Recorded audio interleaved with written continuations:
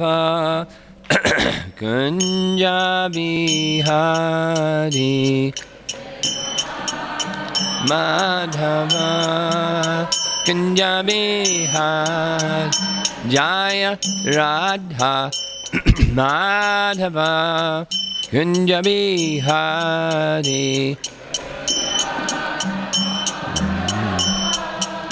Kunja Bihari Gopijana Balabha Giridhari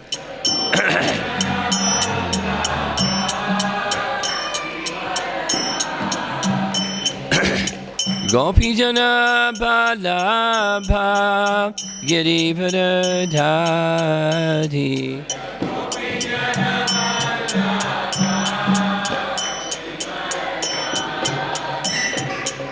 Jasodanandana Brajajanaranjana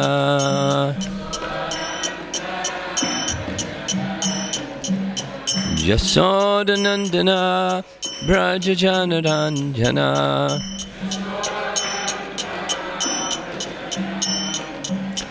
Jamuna Tiravanachari Jamuna Tiravanachari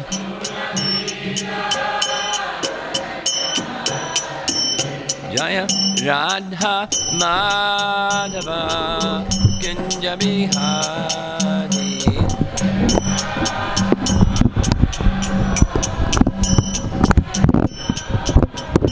Jaya Radha Madhava Kunja Bihari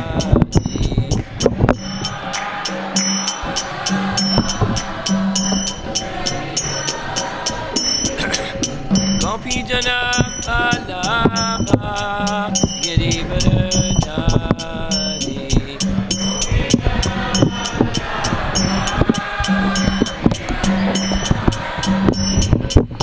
Gopijana Balabha Giridhari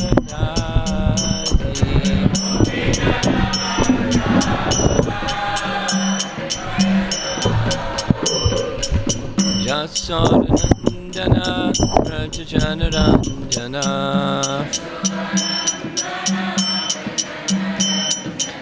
Jasodanandana Brajajanaranjana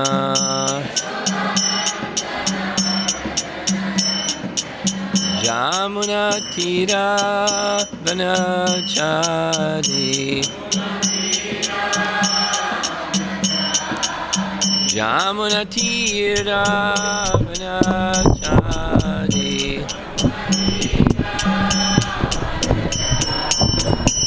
Jaya Radha Madhava Kunja Bihari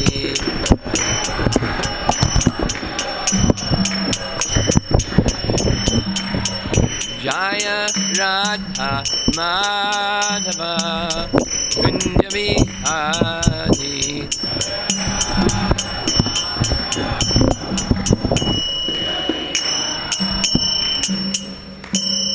Jaya Vishnupad Paramahamsa Parivajagacharya Astatarasatasi Srimadis Divine Grace A.C. Bhaktivedanta Swami Srila Prabhupada Ki Gaur Bhakta Vrinda Ki Jai.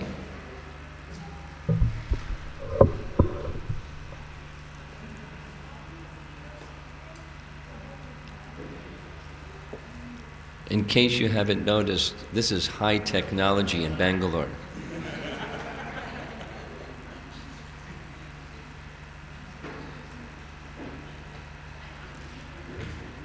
Okay, so how many were not with us yesterday evening? Okay. A little review. I believe everything is recorded if you want to hear the detail. We discussed the topic that's going to show on the screen in just a moment Uh, the heading is Anatomy of Anarthas. We gave dictionary definitions.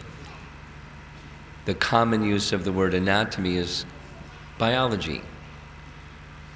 The different parts of a body, human body or other species of body, the different parts that make up the body and how they, when together, they work.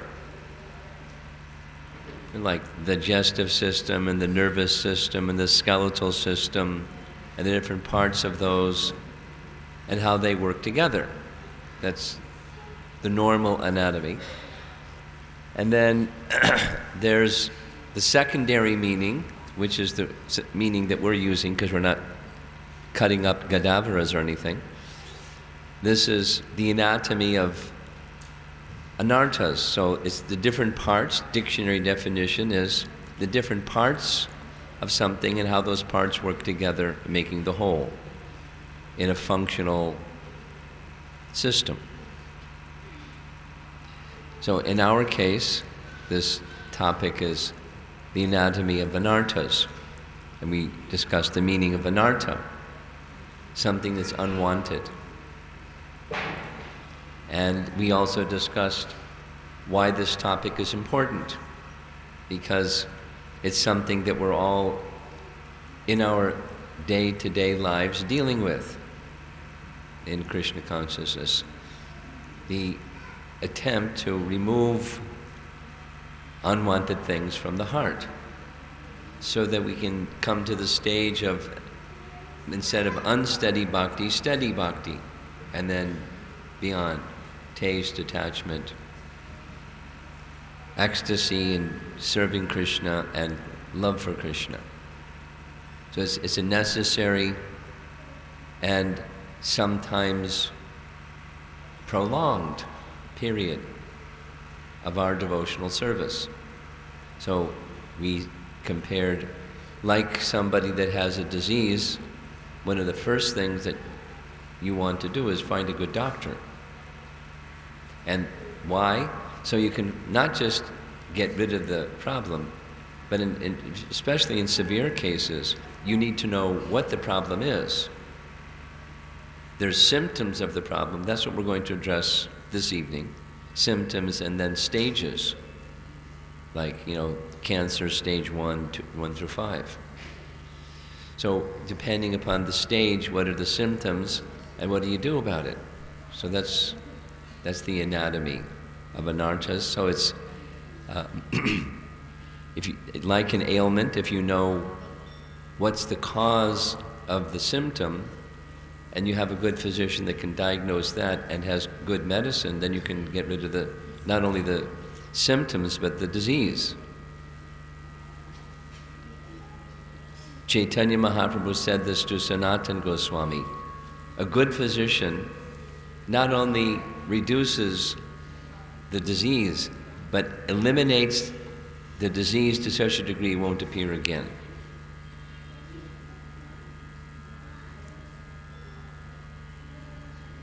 So the topic is important because it's relevant in our practical lives. Feedback that I've gotten from making this presentation elsewhere is, this is very practical stuff. It's detailed because we're taking primarily assistance from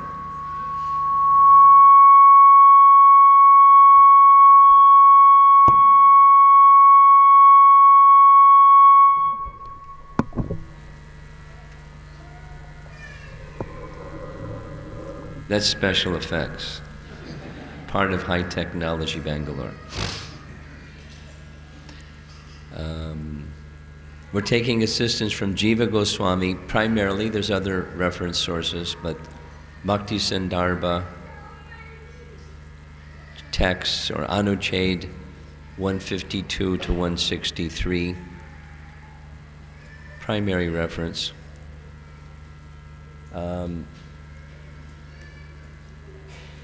This is a verse from description of Chaitanya Mahaprabhu's life. Something's funny on the screen. Can somebody fix this? Technology person, the high technology one. Anyway, Bahu Janma Kari Yadi Shravana Kirtana Tabu Tanapaya Pad Krishna Padi Premadana. If one is infested with the 10 offenses in the chanting of the Hare Krishna Mahamantra, despite his endeavor to chant the holy name for many births, he will not get love of Godhead. That is the ultimate goal of this chanting. So we, in other words and with other images, the problem is saying no to Krishna. Our material existence is arising from saying no to Krishna. And when we say no to Krishna but we're chanting Hare Krishna, we're not going to get so far. So, offenses are primary causes of impurities of the heart. So here's a little summary, the points that we covered. Bhaktivinoda Thakur, in his Bhajana Rahasya and elsewhere, says ultimately the root of anarthas is tattva vibrama. Vibrama, it means ignorance of the truth. Vibrama literally means big mistake, grand mistake. The original ignorance is ignoring Krishna. And from that ignoring Krishna, there's additional downstream corollary consequences. If we ignore Krishna, the next thing is our attraction goes to things temporary. Asat Trishna. We hanker for being enjoyers of things that are temporary. And then one following that is offense. Offense to even the temporary, what to speak of the realm of spiritual. And then Hridaya Dorbalya is the fourth. These four categories of anarthas. Where they're four categories of where impurities of heart arise. This is a symptom, not exactly it's a cause, it's a category. Weakness of heart.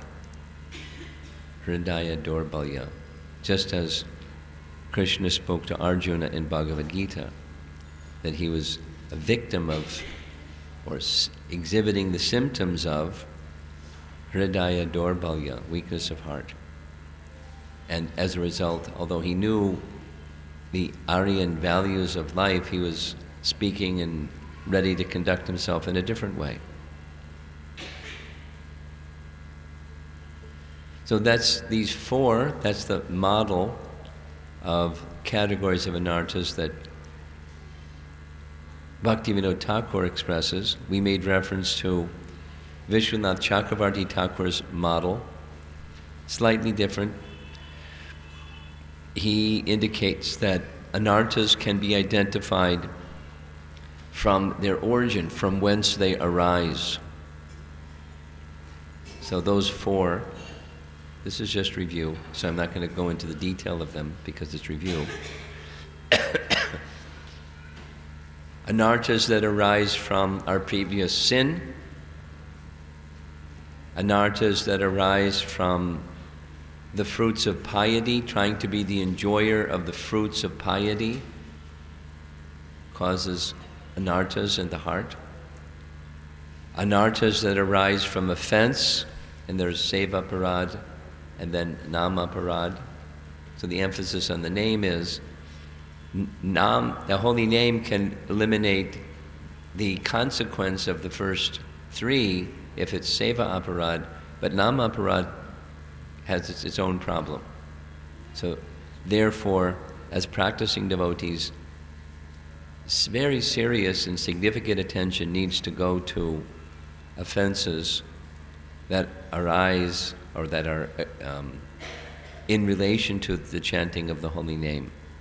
And then the fourth one is anarthas that arise in the heart when one tries to be the enjoyer of a little success in bhakti.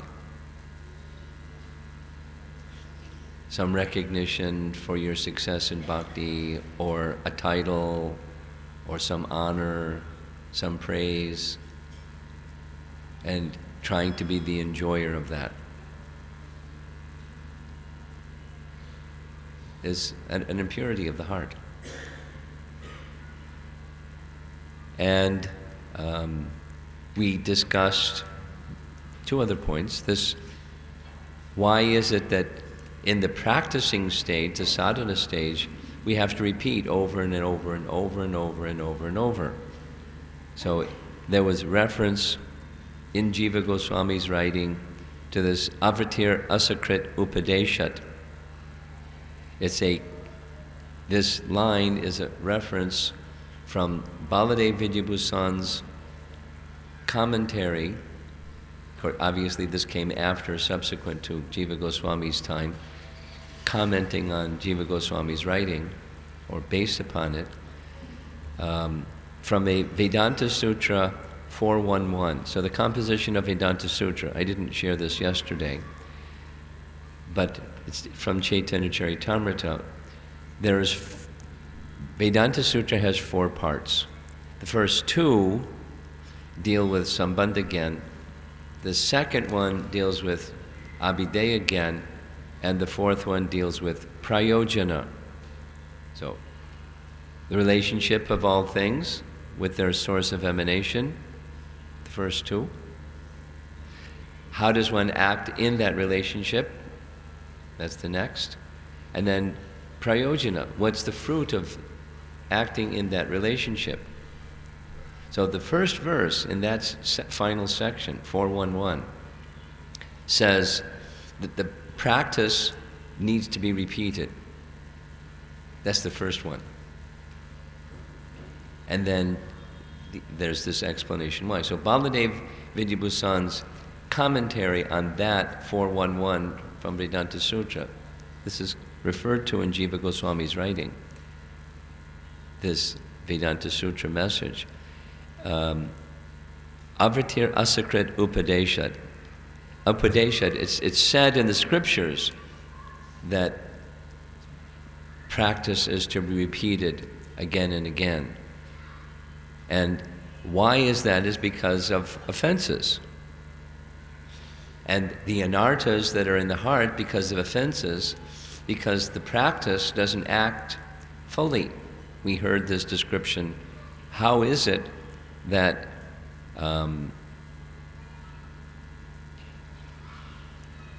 anarthas have the power to block the power of bhakti? It's an interesting phrase. Because how's that? How can something material block something spiritual?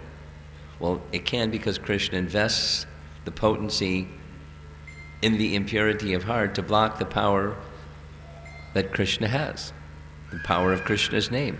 He invests, just in the example, several examples, but a cloud may block the power of the sun. I mean, the sun's power isn't diminished, but how we experience the light or the heat of the sun is diminished depending upon the thickness and the intensity of the cloud. Light clouds, thick clouds, heavy rain clouds.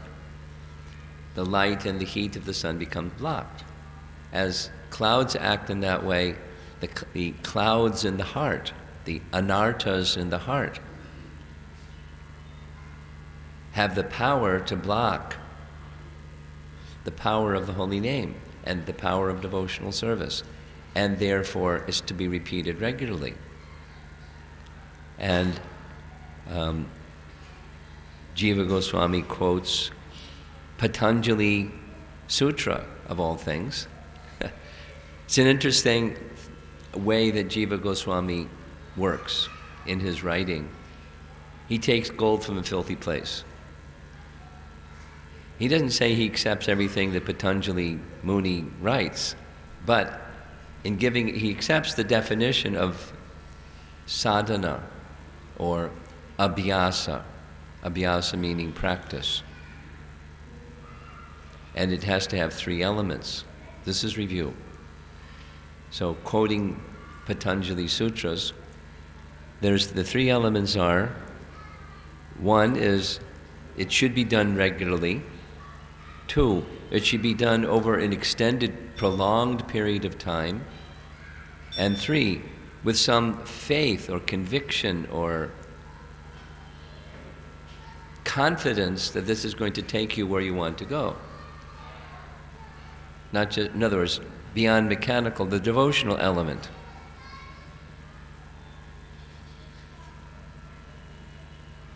Just answering one of those very common questions that are asked. When will that day come when we go beyond mechanical chanting? There's different ways of asking that question, but it's a very popular question. I've been chanting for such and such time, and I really don't have strong attraction or taste for chanting. I do because I know I should do, so I do, but I don't really have a taste. Kabe habe bolo se din mar amar. When is that day going to come when I'll have some taste? So, depends on how dense your anarthas are.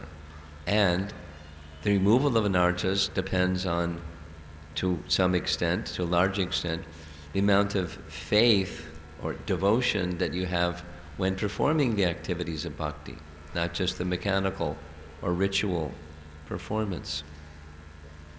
It becomes actually a meditation where the mind goes to Krishna and stays there, and you cultivate that carefully. Okay, so now we're ready for the next section. We showed this painting yesterday. It's an illustration. Actually, there's a colored version of it, but I like the black and white one better. It's a painting commissioned by Maharaj Prataparudra, who's down here offering his obeisances before the devotees of Lord Chaitanya. The names of them are in the original painting. This is Gadadhar Pandit, who's reciting Srimad Bhagavatam for the pleasure of Chaitanya Mahaprabhu and Lord Nityananda. Here's Sarvabhauma Bhattacharya and Ramananda Roy and Rupa and Sanatan Goswami over here.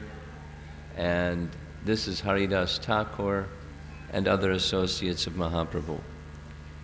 So attending not only in the practicing stage, in the perfectional stage, these activities that we do in this stage, they continue.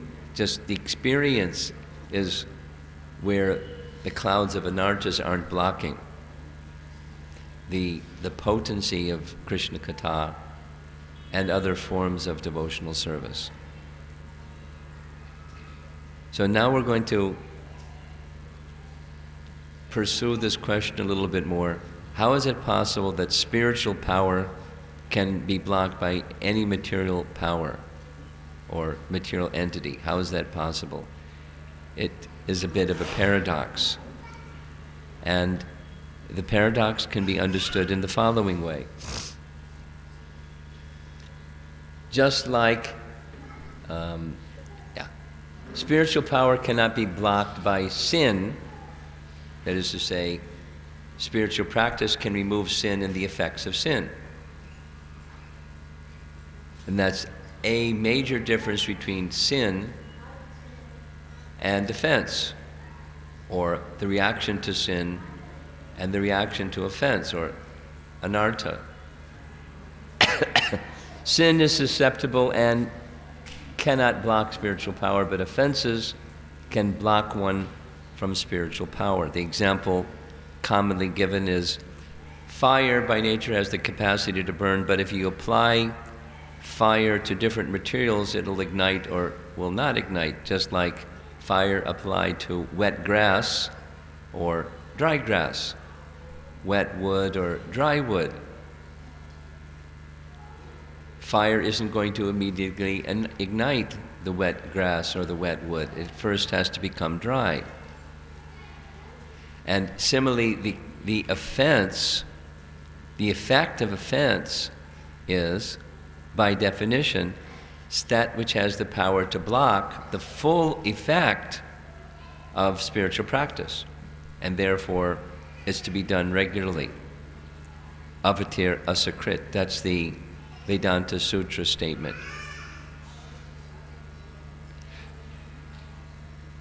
So, wet wood has to become dry wood before it ignites. That's what the sadhana stage is. Making wet wood dry wood. Or making the heart that not just from this lifetime, Jiva Goswami makes it abundantly clear that if just as sin carries over from one life to the next life, so also contaminations of heart or aparad effects continue from one life to the next.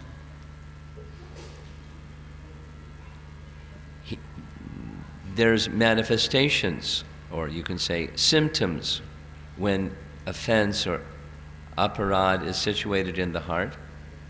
He identifies that there's offenses against God, offenses against the holy name, inattentive chanting,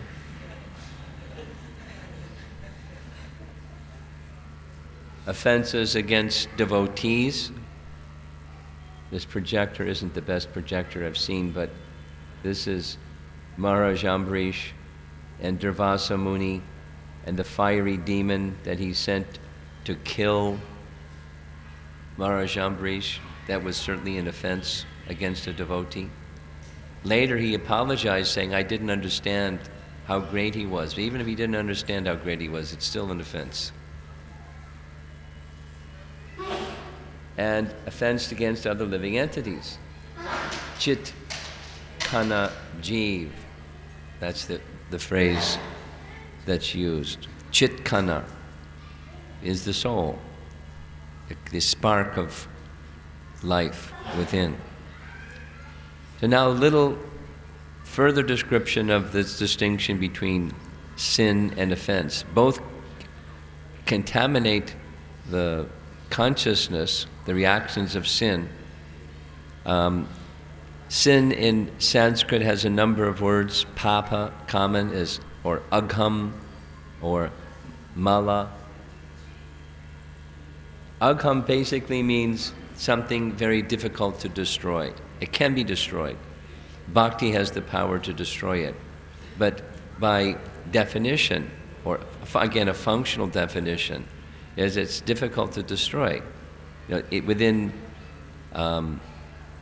different religions, they identify different things as being sin, but why isn't so clear. Just said it's sin, don't do it. But here's a functional definition, it's hard to destroy. Here's how sin binds the living entity. Some impression. When you do something, an impression is created within the mind and within the body. And that impression brings the same tendency again and again and again. It becomes habitual. Take, something that religions commonly don't consider to be very nice. Adultery, coveting another man's wife, or intoxication. I mean, the first time somebody... The first time... You have to hit it again. The first time somebody smokes a cigarette or drinks alcohol, it's like yucky. It's, coughing and... But after doing it and then doing it, it becomes they can't do without it. It's a tendency that repeats itself again and again and becomes habitual. And it's very difficult, once it's there, to get rid of it. Stealing. or whatever it is that's in the category of sin. Once it's there, the impression is there in the body and the mind, it's really hard to get rid of it. And then that we repeat those behaviors again and again. And it's warming up. Okay, fine. Definitely takes some time. I suggest, this is Bangalore. Why don't you get a good projector? Excuse me. And that tendency to do this sinful thing again and again, it blocks our remembrance of Krishna. And how do you get intoxicated, or how do you commit adultery, or how do you do those things in Krishna consciousness? They don't go together. But bhakti is very powerful. It can eliminate all of that. And while sin affects the body and the mind, urges from the body and the mind, offense goes more deeply. Offense, you can say, acts on the platform of the soul. It touches the soul or the heart of the living entity, and it creates a kind of nature. And the example Jiva Goswami gives is Durvasa Muni, Daksha. So Daksha was a direct son of Lord Brahma, as was Lord Shiva, and Daksha had done many yagyas, and he was considered by others, and he considered himself to be the expert yagya performer. He was proud. And when he looked at his brother-in-law, Lord Shiva, he didn't see him doing all those elevated things, and he saw the opposite. So he offended him. Very severely, he offended him. And there was a reaction for that offense to a Vaishnav. He lost his head. The speaking part of his body was separated from the rest of his body by the powerful Virabhadra, who chopped his head off. And then the demigods made this request, so Lord Shiva gave him a different head. He gave him a goat's head. And as we see the painting, through the mouth of the goat head, Daksha came and offered very serious apology for his offense, and he was forgiven. So he was forgiven for the offense, but the anartha remained. The tendency remained, so that in his next life he did the same thing, because the tendency remained. He became what I call Daksha Part 2, and then he offended Narada. So the point is, anarthas don't go away very easily. And they have the power to block seeing Lord Shiva, or seeing Narada Muni, or seeing the power of bhakti, or seeing the Supreme Lord as they are. That's the power of anarthas. And this tendency for condescending nature, pride, continuing again and again to make offenses against God, the holy name, devotees, and others continues. Jiva Goswami refers to this nice verse. It's become one of my favorite verses of late, from the discussion by the Navyogendras, who are visiting the sacrificial arena of King Nimi, and spiritual instructions were given. So very early in that section of the Bhagavatam is this particular verse, 11:2:37. Vayam dutiyam abhiniveshitaksya eshadapetasya viparya yo smritihi. So, when dutiyam abhinivesh means absorption, and dutiyam means something other than Ishad, the Lord. When one becomes absorbed in something other than the Lord, bhayam, fear arises within the heart, and one's conception of life becomes reversed. That's this viparya yo smritihi. Let's read the translation. When the living entity is attracted by the material energy, if you remember from yesterday evening, this asat trishna, attraction to the material energy, maya. When we become attracted by the material energy, which is separate from Krishna, he is overpowered by fear. Because he is separated from the Supreme Personality of Godhead by the material energy, his conception of life is reversed. In other words, instead of being the eternal servitor of Krishna, he becomes Krishna's competitor. This is called Viparya Yo Smritihi. This is Chaitanya Charitamrita definition or translation of this verse. It's quoted by Krishna Das Kaviraj. This is the say no to Krishna. Viparya Yo Smritihi. Conception of life is reversed. It's the disease of the soul. This tattva vibrama, ignorance, ignoring Krishna and ignoring Krishna tattva, getting it just wrong. Like, what is to be done is not to be done. What is not to be done is to be done. Intelligence in the mode of ignorance. So that's the nature of Maya, and when one becomes absorbed in Maya, when one ignores Krishna, you become absorbed in Maya. Prabhupada said it so simply. Supposing you're looking at the sun, what do you see? You see light. And when you turn your back to the sun, what do you see? You see shadow. And there's not a third position. You're either Krishna conscious or you're seeing the shadow.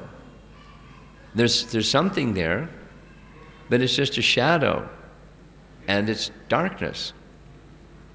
So this condition of turning our attention away from Krishna results in being covered by Maya, and our conceptions of life are reversed, and then we live our lives struggling hard for happiness that is never achieved. That's material life. So this is repeating the same point, but the original problem, this ignorance of Krishna, Jiva Goswami uses this term Bahirmukha Jeev. It comes at the very beginning of Bhakti Sandarbha. He raises the question, how does material existence begin? Because if you understand how material existence begins, you can understand how to get out of material existence. Just like, how did we get in the temple room? We came through that door, most likely. So that's the way to get out when it's time to go. That's the way we came in. So how do we come into material existence? Tells us how to get out of material existence. Very logical. And some people say this and he refutes it, some people say that and he refutes it, and when he's over he says, this is the reason. Bahirmukha Jeev. We turned our attention away from Krishna. We ignored Krishna. Vaimukyata is another phrase that he uses, Sanskrit. The desire to turn away from Krishna. And that's also in degrees. There's the body and mind level, that's sin. And you do something that's not in Krishna's interest, that's sin. But that affects the body and the mind. And then this deeper level is where it affects the heart. the desire to enjoy extends to denying the existence of God. Sura and asura, divine and demoniac. And Prabhupada's really blunt about it. You accept God, and if you say no, then you're a demon. You've heard this in morning walks, and that's one of his issues with the scientists.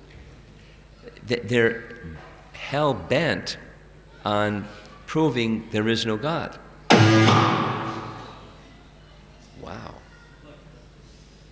This is high technology plus. Welcome to Bangalore. Okay. So I think you get the picture.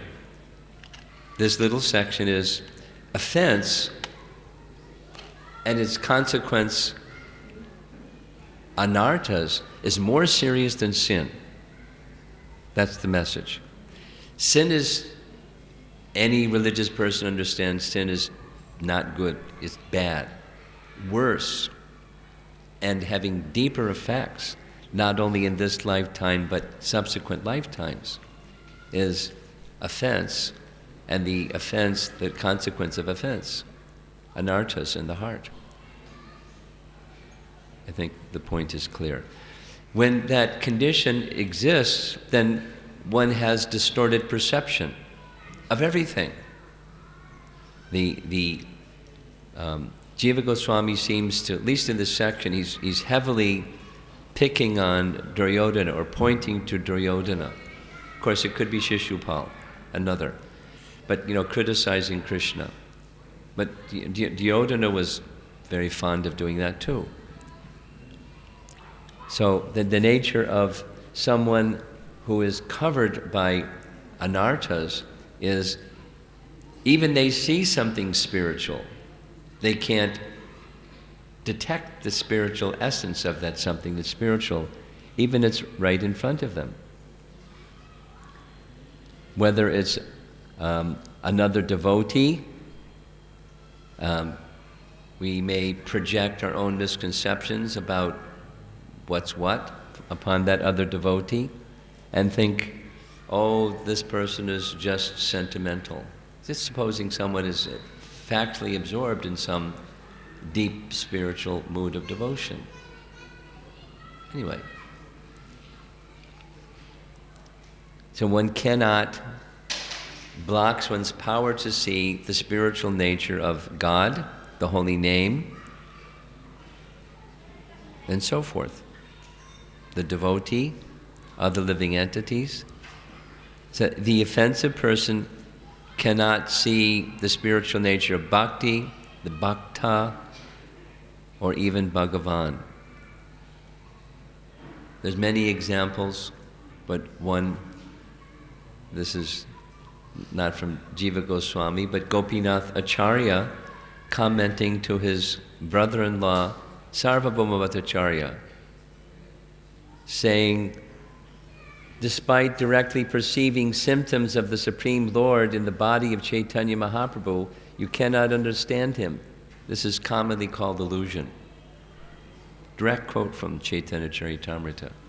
Sarvabhauma Bhattacharya, being super scholar, had detected, he tested, examined Mahaprabhu when he was in trance to see whether he was faking or it was genuine trance. And he came to the conclusion it's not just genuine trance, this is an exhibition of a person in Mahabhava stage. And still he was treating him as ordinary. I better train you in Vedanta Sutra so you'll be protected.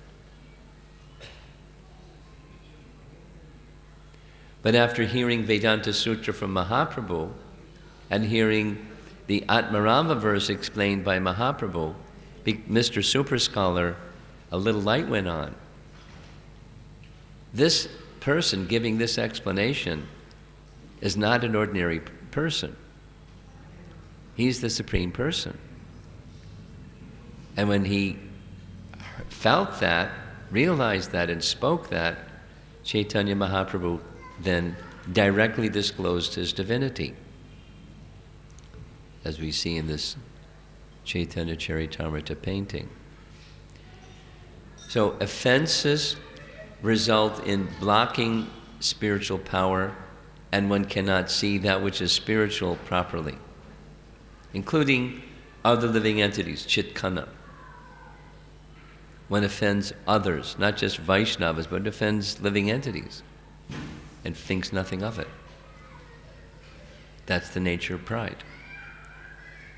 Jiva Goswami says these offenses against the holy name are most serious to be avoided, and of them, of the 10, he identifies 2 that are most prominent.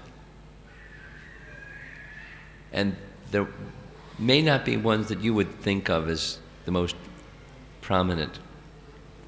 Prabhupada would say sinning on the strength of chanting, or offense to the spiritual master. Here's the 2 that he accepts. Sadhu Ninda, offense against the devotees. And his point is, when devotees are offended, Krishna is offended. Because the Krishna takes the devotee as more dear to him than himself. And it stems from this mamata, or Krishna is mine. You've heard this phrase before, mamata. So in the spiritual conception of life, not only one understands one's not this body, that's the I conception, but what falls in the category of mine? I and mind are the 2 psychological divisions of the living being. Who am I and what is mine? So the material conception is, so many things are mine, and I have my God project going, I'm trying to make more things mine. This is Rabindra Sarup's phrase, God project. And everybody does it. We have something, and our life is made up of trying to make more somethings ours. And then we die, and we lose it all. Because actually nothing belongs to us. So the impersonal conception is, nothing is mine. And the devotional conception is, Krishna is mine. Not mine in the sense of something I can put in my pocket and walk down the street with. Krishna is mine. But our relationship with Krishna, that's something that no one can take from me. Birth and death can't give to me and take from me. It's mine. It's, I am Krishna's servant, and my relationship with Krishna is mine, or Krishna is mine. Mamata. Intimate attachment between the servitor and the served. And one who thinks that way, Krishna holds in a very intimate way, and one who offends such a person, it's the reaction or the consequences very severe. Oh, the image is the elephant offense. So, Arthavada, interesting, Jiva Goswami's analysis of this. Arthavad means to think that the statements concerning the powers of the name are exaggerations. Basically, just to get you fired up to chant, exaggerating things are said to get you to chant. It's just like, little manipulative, intentional exaggeration to get you fired up. Thinking that way is, according to Jiva Goswami, of the 10 offenses, the most damaging offense, among the most damaging. One who does not believe in the power of the holy name and only uses the holy name as some secondary means to one's ends that one wants to achieve, this offense is a very non-devotional attitude. So, offenses can be considered in their degree of severity, kind of like, what the standard temperature of the body. I know what it is in Fahrenheit, 98.6. So someone may have a fever of 100 or 101, or 107. So there's degrees of intensity of fever. Similarly, there's degrees of intensity of offense, just like crime. Somebody may accidentally do something. Somebody may contemplate murder. Then there's like first-degree murder, and fourth-degree murder, and something like that, an accomplice to the crime. There are degrees of offense in crime. There's degrees of offense in devotional service also. So according to the severity, it may result in the inability to experience the fruit of devotional practice. It can become more severe, where one's ability to practice devotional service isn't there at all. They just look at their bead bag and shrug their shoulders and just walk on. Or one may even have a distaste, disdain. I know some young people that they were, for parents, they were, when their children, as children, when they were bad, the punishment was they had to go sit and chant. And it became a regular practice, so when they became adults, chanting became like, shame. That emotion was connected with the activity, and so they really struggle with chanting. They understand now as adults, it's good for me, but anyway, it's difficult. Then, when it has a very severe fever, the very thing that may help you get on the other side of the fever, namely nourishment to the body, you have no appetite, no digestive power. So there's very severe condition.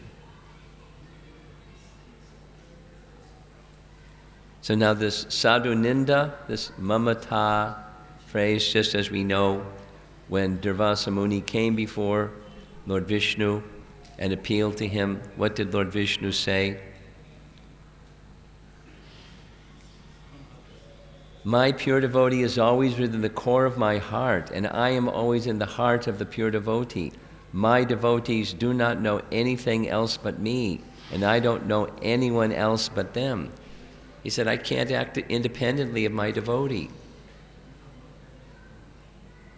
Of course he can act independently. He's the supreme independent. He submits the fullness of that independence at the feet of his devotee, Maharaj Ambarish. I can't do anything unless he directs me to. Why? Because of this mamata, because of that submission to him. The Supreme Lord reciprocates accordingly. There's a very nice example of this from Vishnu Sahasranam. This is Baladev Vidyabhusan wrote a commentary on Vishnu Sahasranam for each of the 1,000 names. It's a nice literature. And one of those names is Vasumana. Vasumana, one of the 1,000 names, refers to Krishna who holds Vasu, or grandfather Bhishma, within his mind.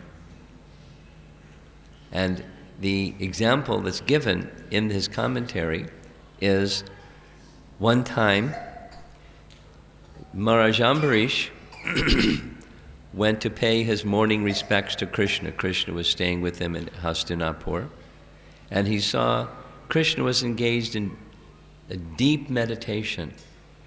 So he waited and long time, long meditation. Finally, Krishna completed his meditation. Yudhisthira came and offered his respects. And then he asked Krishna, it looked like you were meditating. Upon what were you meditating? Krishna said, I was meditating on grandfather Bhishma. And the statement was, greatly afflicted and lying in a bed of arrows, Bhishma Dev remembered me at the last stage of his life Because of his remembrance of me, O best of men, I now always remember him. Vasu mana.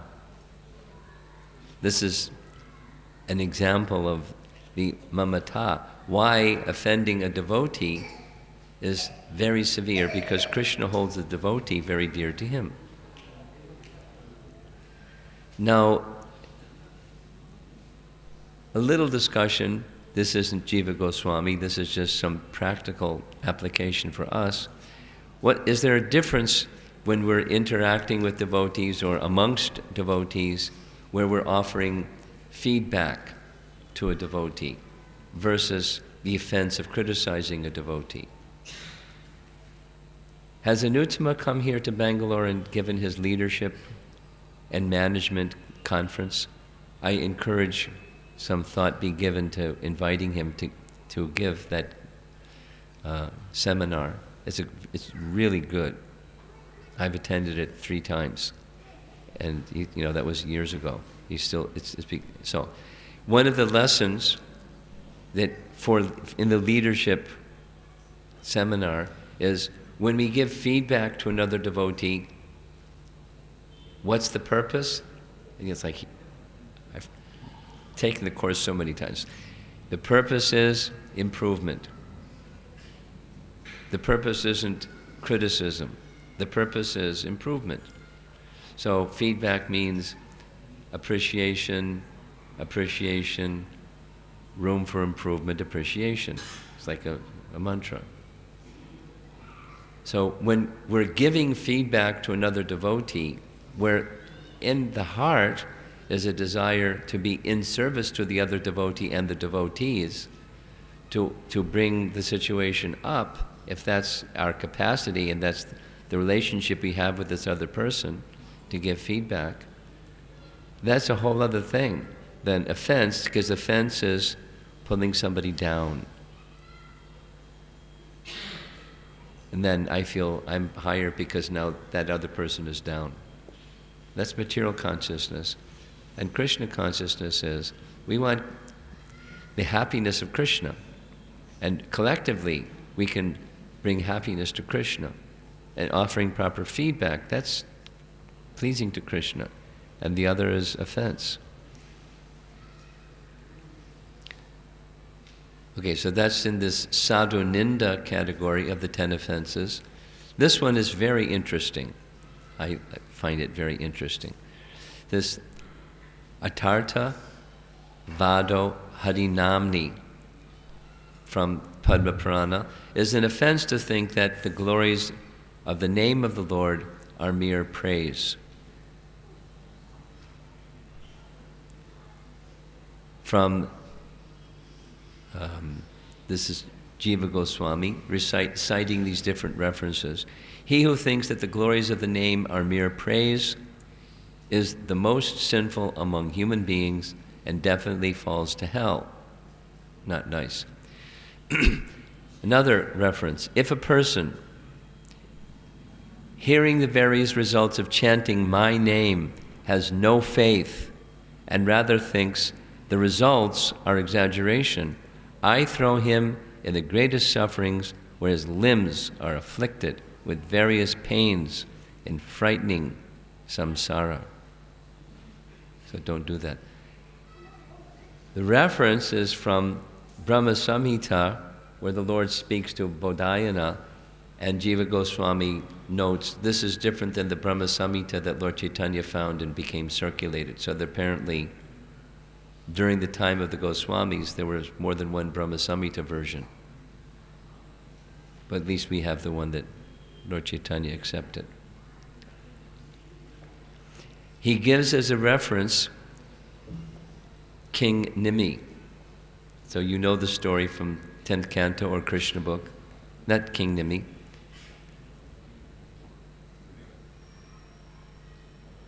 What's his name? Nriga. There we go. Nriga. So, quickly, the situation with King Nriga was, he was a mixed devotee. He, on the one hand, he heard about the glories of Krishna, and he wanted to see Krishna. And so he engaged in service to Krishna. And on the other hand, he was very famous for and proud of his fame for being very charitable. So there's this very large number of, every day he would give a certain number of cows in charity to the brahmanas and do other rituals, like this whole morning thing of rituals. And there's nothing wrong with doing religious rituals. However, his mentality was that devotional service is nice, but it'll augment the devotional service if I do this nice piety. So his faith wasn't fully in the realm of bhakti. And so the circumstance was arranged. And it's a long story, just because of time I won't give the details. The details are nice. But he gave so many cows, and one of the cows he gave to a brahmana, it wandered back into the herd of other cows, and he gave that same cow to a second brahmana. And when the two brahmanas realized there were certain markings on the cow, they could understand it was their cow. No, it's my cow. No, it's my cow. No, King Riga gave me the cow. No, he gave me the cow. So they went back to King Riga and said, looks like you've taken the property of a brahmana. The details are interesting. And King Riga said, well, it must be some kind of mistake here. I'll give you 10,000 cows each. And they said, no, we want this cow. Sometimes brahmanas can be stubborn. So they said, because of this offense of taking the property of a brahmana, you're going to have to take the reaction. So we'll give you this benediction. You can experience the reaction first and then enjoy the fruits of your piety, or you can enjoy the fruits of your piety and then when that's over, you can take this reaction.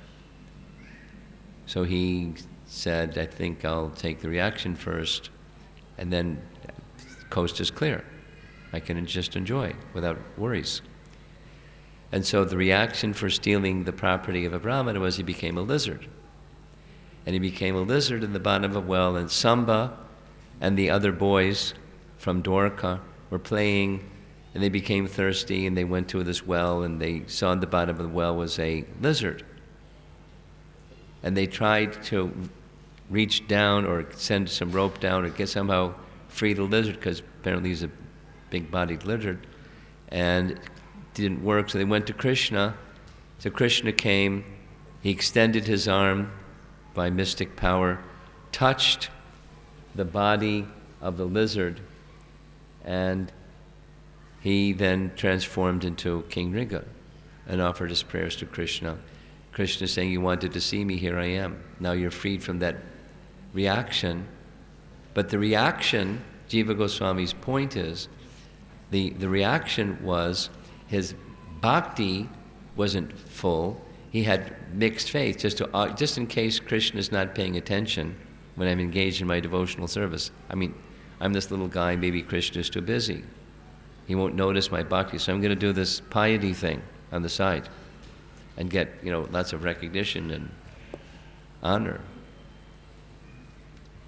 So the becoming a lizard, the whole thing happened because of that. Krishna wanted to free him from that, thinking the power of bhakti is just an exaggeration. I need to do these other things in addition to the power of bhakti. King Riga had bhakti, and thus he was not subject to Yamaraj, who takes only those who do not practice bhakti. He did not go to Yama's planet, but became a lizard because of his offense of discrediting the powers of bhakti. If he had accepted the glories of bhakti as described in scriptures, he would not have given up serving the Lord and become absorbed in actions of karma. It is said that bhakti is stagnated by such an offense.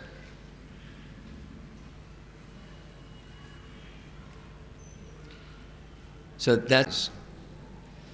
the advice is, don't water the weeds of offense, start watering the flowers of bhakti. That's what we're being introduced to, the process of devotional service and how to attend nicely to bhajana kriya, which then permits us to do the Anartha Nivrithi activities. But we have to do the bhajana kriya properly without offense. That's our path forward. Next, whole big section. This is it's explicitly referenced from Bhakti Sandarbha, and that is, Jiva Goswami explains there's 5 psychological manifestations which demonstrate in degrees some sort of offense has been committed, and now there's anarthas in the heart. So here's the verse from text 153, and it goes through to 162, details and details. There are faults such as, there's 5 mentioned: crookedness, lack of faith, failure to remain steady in worshiping the Lord, becoming absorbed in material objects, laxity in performing bhakti, and pride in one's performance of bhakti. If these faults are hard to remove, even by bhakti in the form of association with great devotees, this is the result of offenses. There may be traces of offense from previous lives, and you'll see some are very explicitly from previous lives. Okay, so this is anatomy of the results of offense in the form of anarthas. And the first one is crookedness. Kotiliam, or kutila, are Sanskrit terms. Just like those of you that know the pastimes of Krishna, who was Radharani married to? Who was the so-called husband of Radharani? Abhimanyu. And who was the mother of Abhimanyu? Jatila. And who was Kutila's daughter? Jatila's daughter was Kutila. Same root, because she was crooked. Her eyes were crooked, her body was crooked, and her heart was crooked. Kutila. This is a pastime illustrated where Krishna, while Abhimanyu was gone to the marketplace to buy some cows, Krishna came disguised looking just like Abhimanyu and said, "You better watch out." Abhimanyu, that wicked Krishna, coming looking in the disguise as Abhimanyu, is going to try to get to associate with Radharani. So you stand here by the door and beat him when he comes, and I'm going to go in Radharani's room and protect her. So Krishna went to enjoy with Radharani. When Abhimanyu came, Kutila standing at the door, there's different parts of versions of this. Sometimes both of them are at the archway above and throwing mud balls and cow dung balls at Abhimanyu. Here she's hitting him with a broom. "Get out of here, you imposter." Anyway, it's a pastime described in Nectar Devotion. And the same root word, kutila, crooked. So this crookedness is we present ourselves to others, and even in more advanced stage we present ourselves to ourselves as being qualified in a certain way or having a certain purpose or motivation, when in fact there's something else going on altogether. Crookedness. One wants to present oneself different than what one really is. And one does not keep pure motives when entering into relationships. Basically, that's why this image of fish hook, it's like fishing. Some bait is put on the end of the hook, but the real purpose is to capture the fish.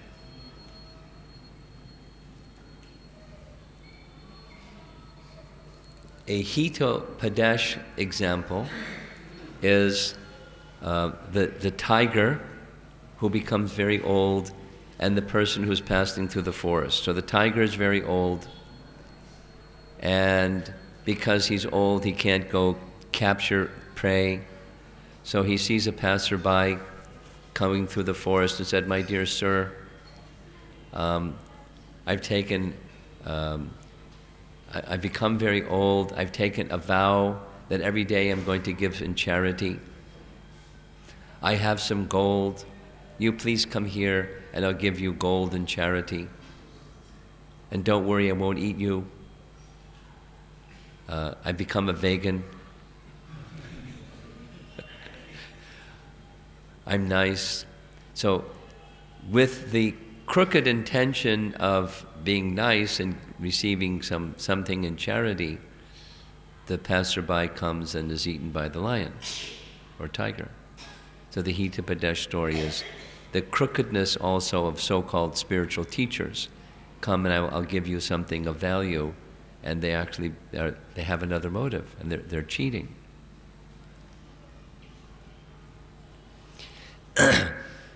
Jiva Goswami points to, again, Duryodhana. And when Duryodhana, the section of Mahabharata, when Krishna comes to offer a peace offering on behalf of the Pandavas, he comes to visit Hastinapur. So Krishna is the cousin of Duryodhana. So he makes an arrangement, details of big festival. The roads are made very clean and clear and sprinkled with rose water and flower petals and banana arches and bards and musicians to greet Krishna when he comes into Hastinapur. Duryodhana comes to the gate in Hastinapur and offers his respects to Krishna and says all kinds of nice things. "Oh, our dear cousin, how wonderful you've come to our capital city. You are so much honored by us, and will you please come and take your meal at our home?" And Krishna says, there are two ways in which one may eat. One is you're hungry, then you can eat. Another is you may not be hungry, but when there's love, then you may eat anyway. And Duryodhana literally said, "Krishna, I love you." And Krishna said, "There's no love here. Your enmity towards the Pandavas is enmity towards me. There's no love here. In fact, in the whole of Hastinapur, there's only one place that's suited for me to take my meal, and that's at the home of Vidura. So that's where I'm going." And that's what he did. And when he got to Vidura's home, the Mahabharata, different versions of Mahabharata, but one version is the wife of Vidura was so excited that she offered Krishna the banana peel instead of the banana. And Krishna ate the banana peel instead of the wonderful opulent offerings of Duryodhana, because Duryodhana was crooked. People in the present day who hear scriptures and worship the Lord Guru and devotees externally while internally not respecting them because of offense are crooked. Thus, fools who are not crooked become successful by an abhas of worship, but crooked people do not become successful even by repeated actions of bhakti.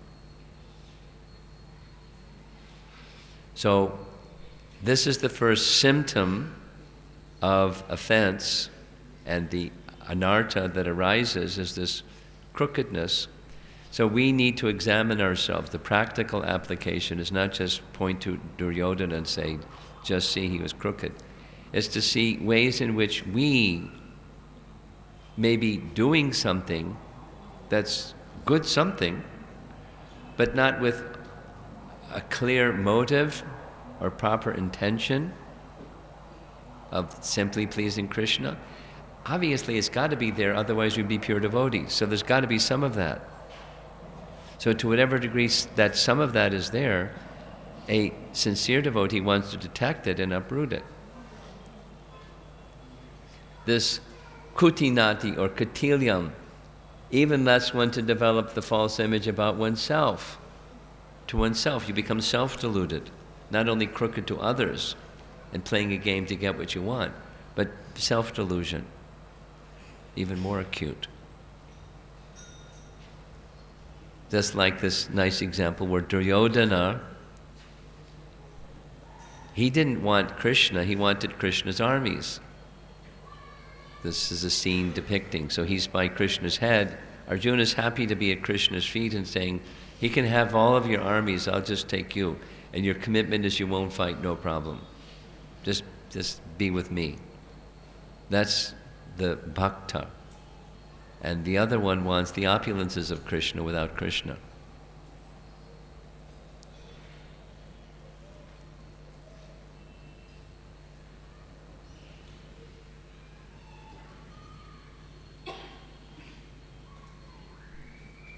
Upabarhana. Who knows who is Upabarhana? Somebody know? Yes? Yeah. So this Gandharva Upabarhana was singing very nicely songs to attract the girls. And it was detected by the sages at some festival. That's what his position was. He was cursed to leave the heavenly region. Huh? Upabarhana.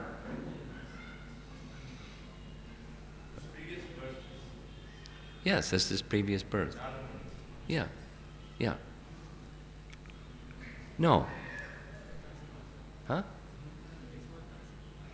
Could you say it louder? Yeah. Narada Muni, when he was that Sudra, then he became perfected through the,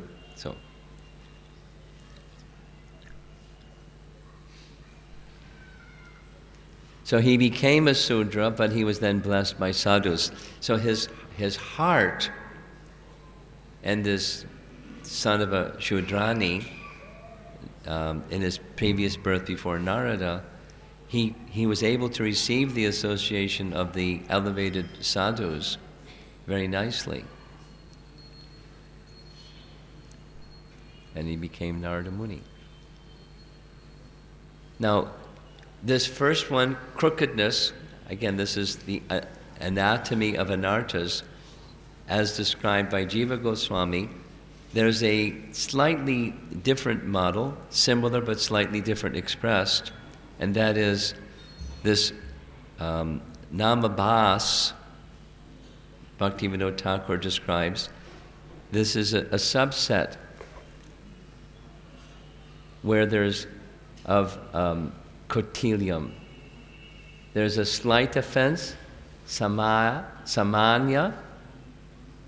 This is chaya namabhas. That is, so it's maybe our situation.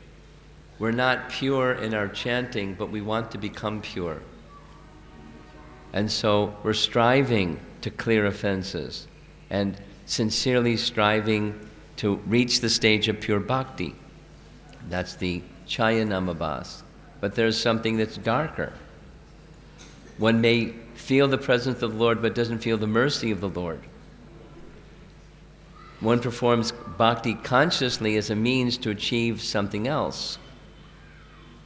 That's this crookedness. That's the connection. Pratibimba. But still one has hopes. But if there's really big offenses, like in the presence of the Lord, one has no feelings whatsoever.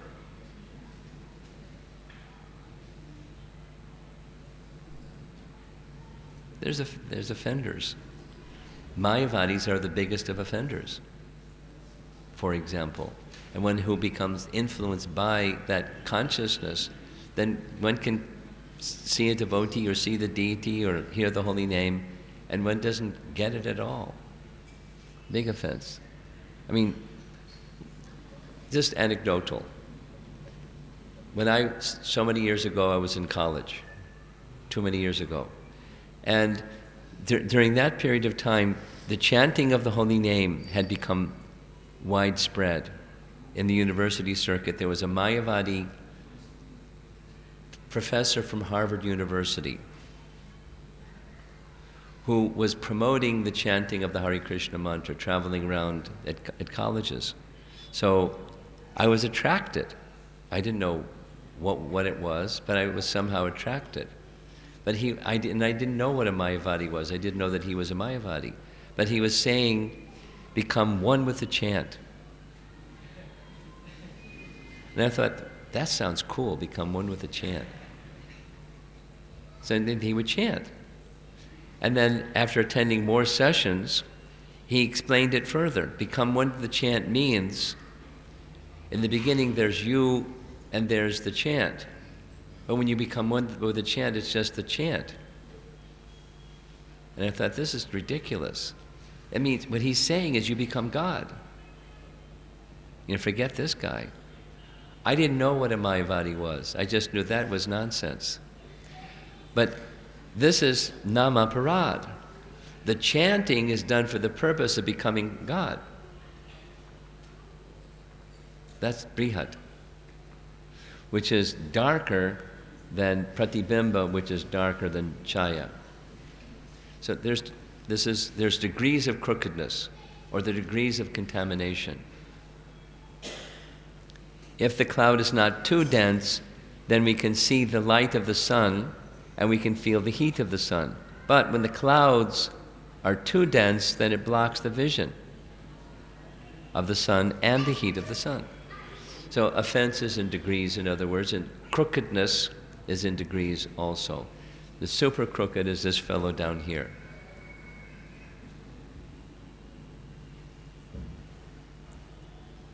So there's severity of offenses again. Jiva Goswami says that if one commits, he explains himself this way. It's not like an empiric thing. If one loses satyam, doesn't show up so well. If one commits 100 offenses, or the capacity to be truthful, this kautilya, the initial effect of committing offenses is one becomes hypocritical, including one's ability to be self-critical or honest in self-analysis. If one commits 1,000 offenses, one loses one's capacity to perform austerity in practice of bhakti. Following the regular principles becomes a tedious exercise. And then 10,000 offenses, it's not like a bell rings when you do 10,000th offense, it's just directional, very severe. One completely loses one's ability to practice bhakti, or one becomes even averse to practicing bhakti. I have to be conscious of time, but giving examples will help understand. Sachinandana Swami told me the story of one godbrother of his, German devotee, who was visiting Vrindavan. And as some of you may have experienced, when you get on a rickshaw in Vrindavan, you have to set the price before you get on the rickshaw. You agree on a price, and then when you get to the other end, you pay the price, and it's nice. But if you don't agree on the price, all of a sudden it becomes this big number. So the German devotee knew the rule, and he set a price, and we got to the other side. The rickshaw driver doubled the price. So the German devotee tried to give him the price they agreed on, and the man wouldn't take it. So the German devotee lost his temper and started yelling right on the street and jumping up and down, and just had a little tantrum. And the rickshawala took the rupees that were on the seat of the rickshaw, threw it to the ground, and left. He had offended a Brijbasi rickshawala. And that devotee fell down. Sachinanda Swami said he saw that devotee some years later and he looked a wreck. And the devotee traced his falling from the practice of bhakti to offending a Brijbasi. Don't offend Brijbasis, even if the pandas do bad stuff, and don't offend them, because it's a reality. Offending a Vaishnav, offending a living entity, offending a Brijbasi, it's very serious. So don't do that. And then he said that devotee, once he realized what had happened and why, how am I going to go back and find the rickshawala and ask for forgiveness? So he was unable to chant, although he wanted to get back into chanting. Just he had lost his ability to practice bhakti. He felt terrible in more ways than one, but it's a very serious reality that we should be careful about. Okay, so next in sequence is lack of faith. After this crookedness, and I've had discussions with devotees that are moving from the middle of the road of devotional service and heading for the ditch.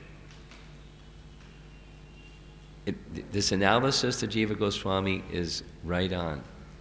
The crookedness comes first, and then lack of faith comes next. So, those without faith, those seeing the Lord and hearing the glories of the Lord, have no faith in either. Rather, they think the glories are exaggeration, and they see the Lord in the opposite way. The example Jiva Goswami points to is, again, Duryodhana. When Krishna came and entered into the assembly, first he spent the night at Vidura's home and had his meal. The next morning in the assembly, Krishna gave his peace message. Duryodhana rejected the peace message, and Krishna then started speaking truths about Duryodhana's wickedness and his actual position. Duryodhana stormed out. And when Duryodhana left, many of his other friends left. They made a plan to come back in and kill Krishna. You know this from Mahabharata. Krishna knew. So when the signal came to attack Krishna, Krishna manifested his partial universal form. And everybody in the assembly saw it, including Duryodhana. But because of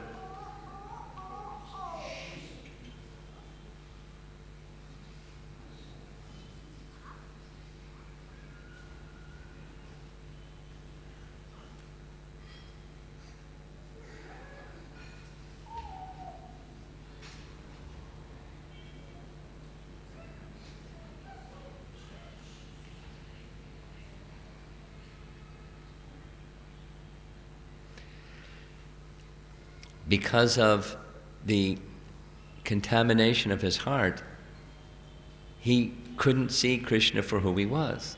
He didn't have faith. This is some mystic thing and big deal. I have powers too. And although seeing the divinity of Krishna, he couldn't see. And the same is the example of Hiranyakashipu. He saw the power of Bhakta Prahlad. He saw the power of his bhakti, and still he couldn't believe it. He tried in so many ways to kill Prahlad, with the snakes and the elephant, and throwing him off a cliff, and fire, and still, where are you getting your power from? He saw that he had power, but he had no faith in the power of bhakti and the power of the bhakta.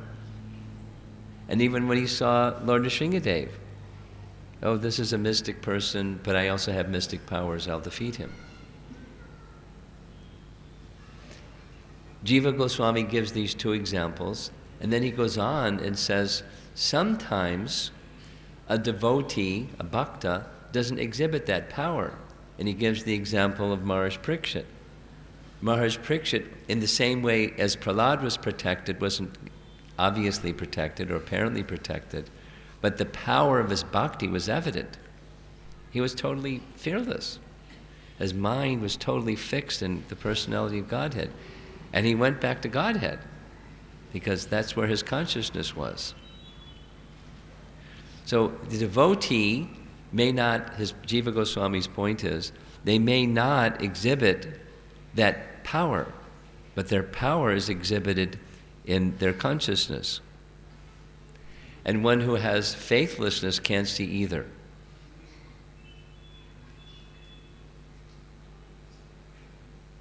I'm looking at my watch. I think we're going to finish.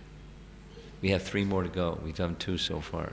These are, it's like, stage 1 of offense and stage 2 of offense. And if offense progresses,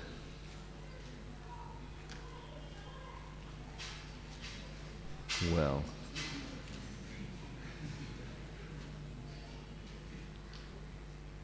so I have to go to the next set of slides. Excuse me.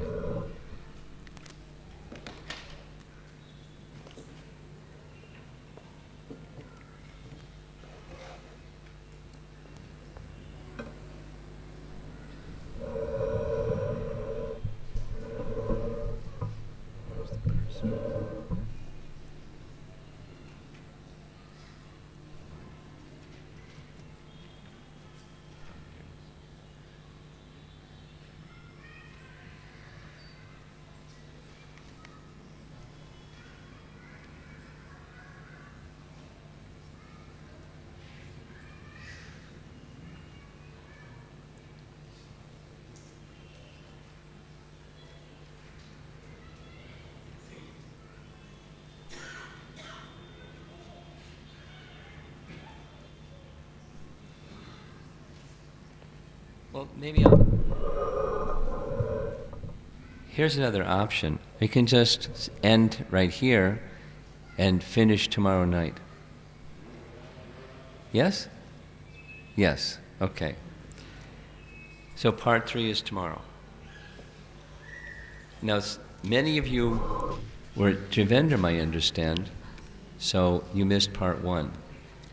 And that's, for many of you, that's one of the reasons why you weren't here. So we'll continue, and so coming attractions.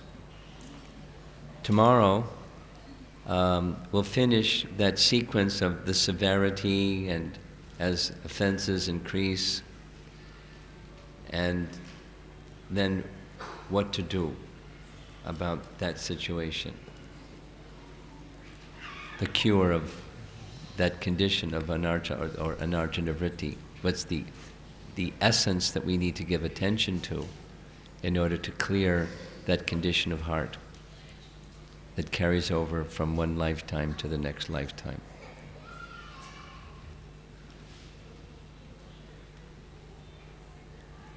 No questions? Huh? No questions? No, I didn't say the question word yet. Any questions or comments? See there? Okay. So who's got the microphone? Do I have to give you this one? Is there another one? Microphone. Yeah, there's one there. Okay.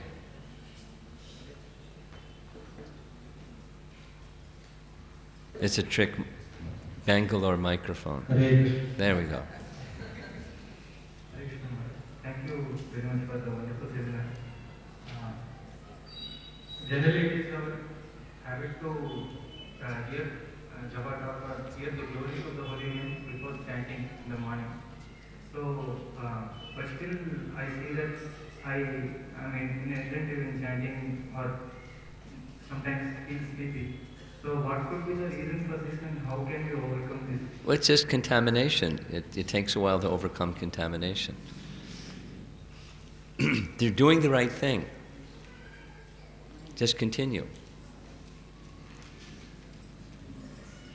Cheto darpana marjanam. Just stay there for a while.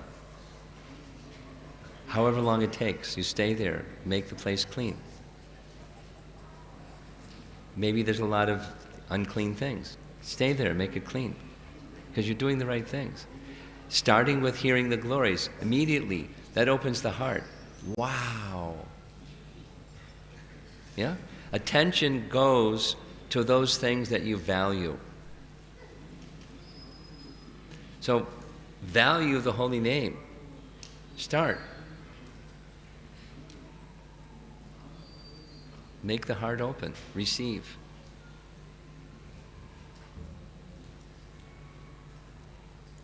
I can tell you from experience that this sleepiness is a result of not being attentive.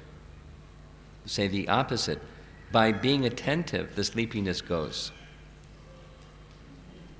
When it's time for prasadam, do you become sleepy? Or when you see a dear friend that you haven't seen for a long time, it may be late at night, but you want to be with your friend. And you can spend hours and hours and your sleepiness is gone because you're with that person who you have such feelings for. It's our distraction because we're in Maya. We're covered. But we know it's so. Keep going.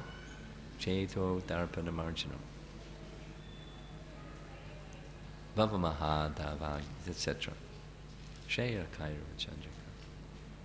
Behind you?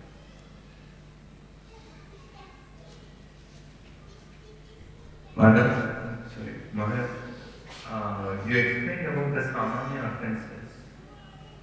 Hello? Yeah, just a little softer. Samanya offenses. A little softer, please, so I don't get shattered.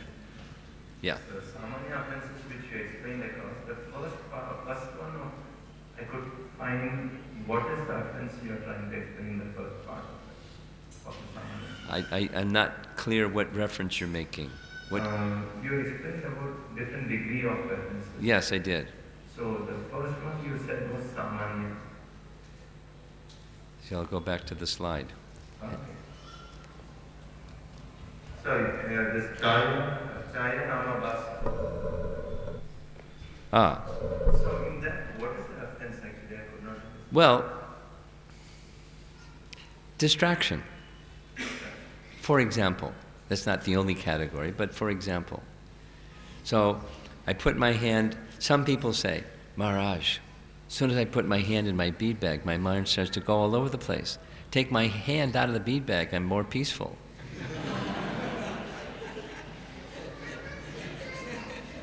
Distracted. That means, my attraction for Krishna is weak. I want to become attracted to Krishna, but I'm distracted from Krishna. That's this chaya. So when I'm chanting, it's distracted chanting. My mind is over there, my mouth is going like this, and my mind is over there. Distracted chanting. And so the practice is I bring my mind back. And then it's over there, and then I bring the mind back, and it's over there, and I keep bringing it, because I'm doing this clearing. I'm trying to come to the pure. And then one is not so much trying to come to pure, one is trying to get something else, and this is a means to get something else. That's pratibimba. Okay? And? Careful, don't scream. So, one more question is, Maharaj. The ninth offense against the chanting of the way, whenever we are trying to preach to new people, or talk to new people about Krishna consciousness and chanting, at times, some part we may say, in fact, it's good to chant holy name of the Lord. In fact, in my own personal experience, one of the person was Mayavadi, and he was a Mayavadi, and as he was a Mayavadi, I was talking to him, trying to say, it's different than chanting holy name or chanting any other way. So while explaining that, in fact, it's a ninth offense, right? No. It depends. Maybe, let's just say maybe. It depends. You have to be, as the presenter of the process of bhakti, you have to be careful, tuned into the audience, where are they? What's their situation? And you have to give them something so it's a little bit of a stretch from where they are to where they need to be, but you don't want to give them more, because you give them more, then they'll offend that more. So it's, proportionate to the situation. The biblical saying is, don't cast pearls before swine. You've heard that one? It's the same idea, that ninth offense. The glories of the holy name you may not give the detail of. Just like, the discussion where Haridas Thakur was saying, no, becoming free from karma and becoming free from begetting liberation, that's a reflection of the holy name. That's not the fullness of the holy name. And then this fellow made an offense. So one has to be careful with the circumstance. So we certainly have to give the holy name, but the intimate glories of the holy name we may not give. Primary and secondary names of God, for example, we may not go there, depending upon the audience. And sometimes you'll go there, depending upon the audience. Speaker, know thy audience. And so something that helps them move, find out where they're at, and give them something that's a little bit further, specific for the holy name, so that we don't make the mistake of giving them the opportunity to make an offense. Okay, lots of hands. Over here, you have, oh, good.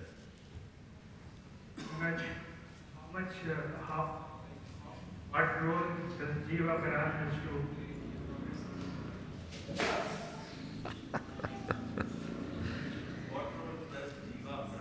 What role does the Jiva Parat offers to other living entities has to play in the progress of our work? Well, it's important.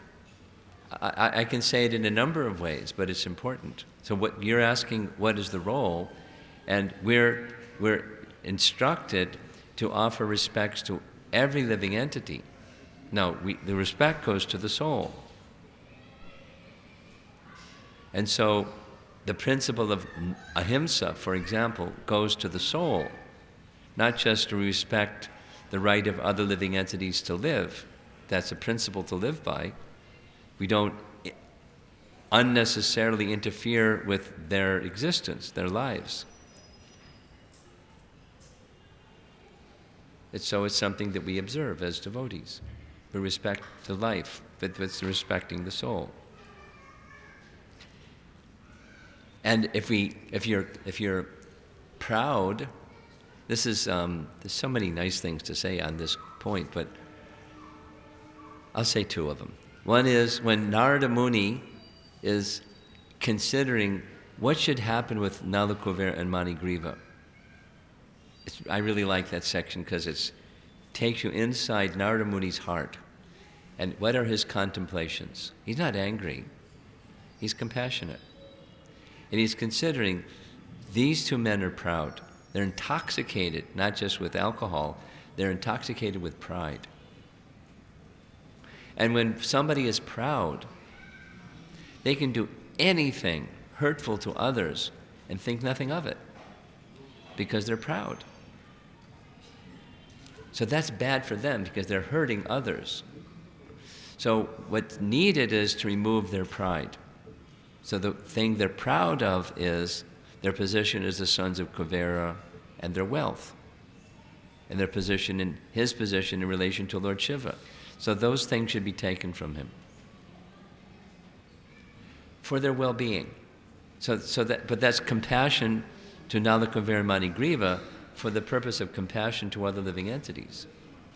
Now, we're not Narada Muni, but the principle of considering compassion for other living entities and how we should interact with others in such a way that's beneficial for the well-being of other living entities. And especially cows, and other living entities. Trees. Not unnecessarily cut trees, for example, because they're living entities too, and so on. So it's part of the life of devotee. We respect the life of other living entities within that other living entity, within that bug moving across the floor. There's a spirit soul inside. He's not just dispensable. Just go step on him or something. We'll remove the bug in a way that the living entity can continue, etc. It's part of our life. Now there's priorities. There's the Lord and the Lord's devotees and the most exalted amongst those, etc., etc. But respect goes to the living entity. Does that address your question?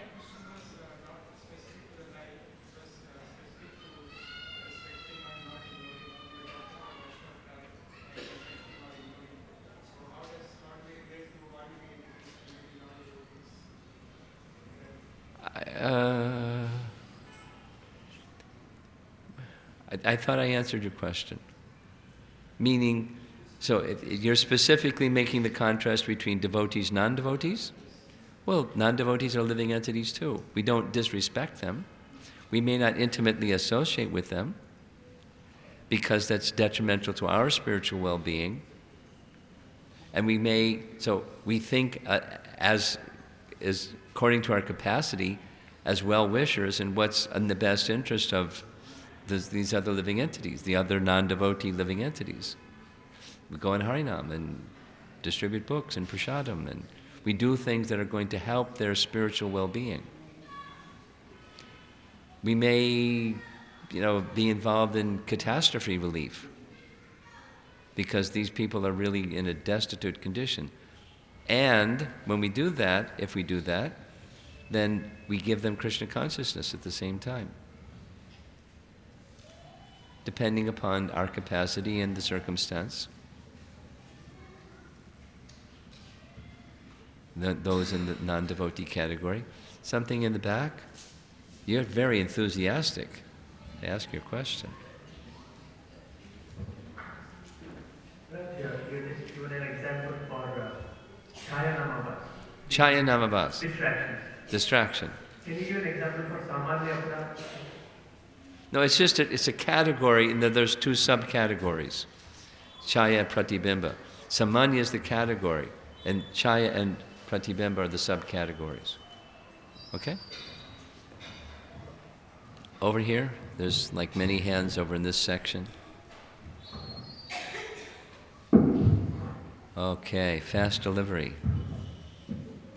Haribol. Hare Krishna, Madam. My question is that sometimes, you're somebody doing bhakti but actually has some other goal. Yeah. What if somebody is actually saying, I'm doing bhakti for that goal only because Bhagavatam says, Okay. So,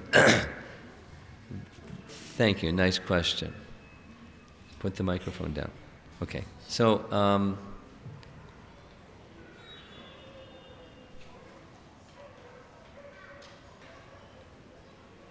well, two things. Tivrena bhakti yogena. Now, what does bhakti mean? The definition we have from Rupa Goswami is Anyabhilasha shunyam jnana karma janavratam. Well, supposing I'm not there. Supposing I want karma or gyan. Then I'm not performing pure bhakti, I'm performing mixed bhakti. Now, someone that's performing mixed bhakti but wants to get to pure bhakti is different than one who is performing bhakti and I don't really want bhakti, I just want the thing and it's a means to get to the thing. So one who does the means to get to the thing,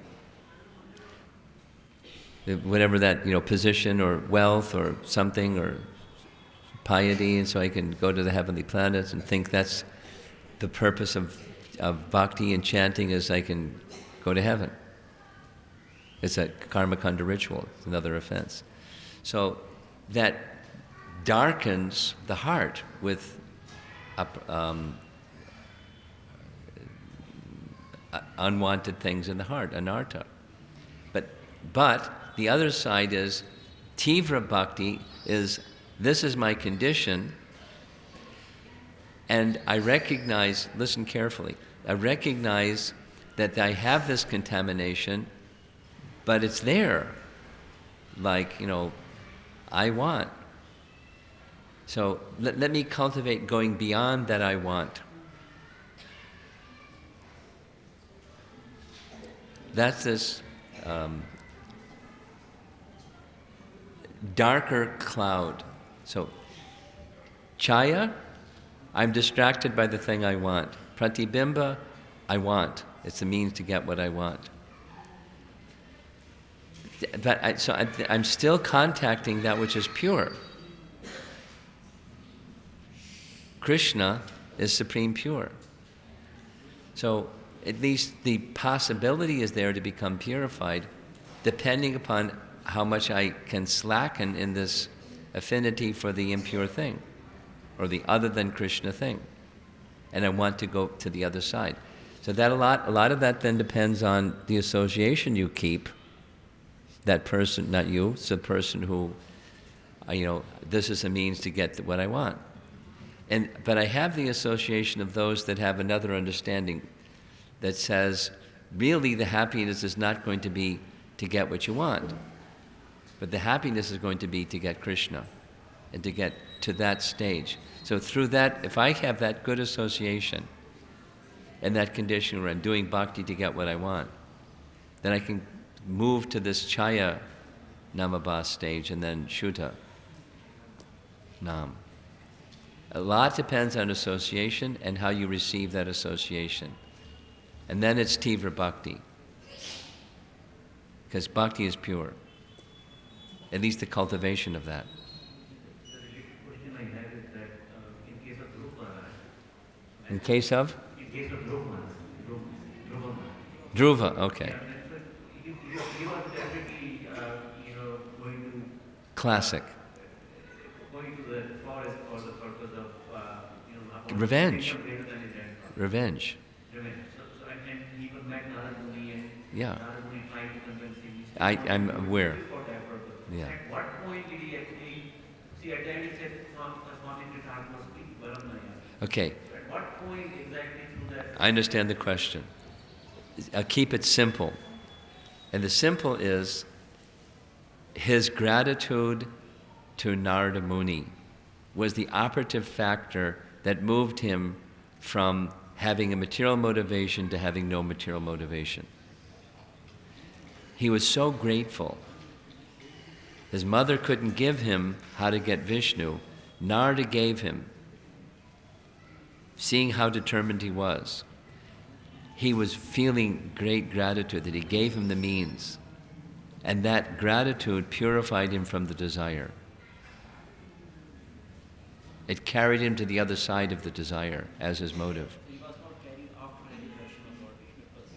It was even during his austerity. It was dissipating because of that. This is my answer to your question. That material motivation part, the mixed part, was diminished gradually, further and further, on the strength of the gratitude that he felt to Narada for having given him the means to get to Vishnu. So the motivation became more devotional and less revenge. And, entirely material to get what he wanted. It's a classic.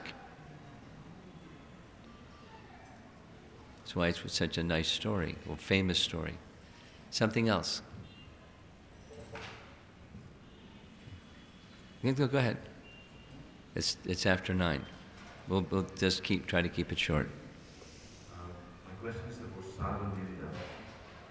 when we are living in a community of devotees, we see the sincerity in the devotees.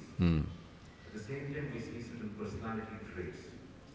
And we may want to guard ourselves or some other devotees against certain personality traits. Expressing it, saying, this devotee is fine, great, but he's doing this or that, and you have to guard yourself. Is that an offense?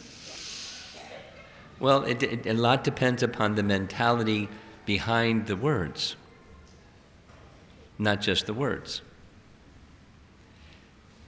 If it's, a political mindset, then, it could easily be offensive.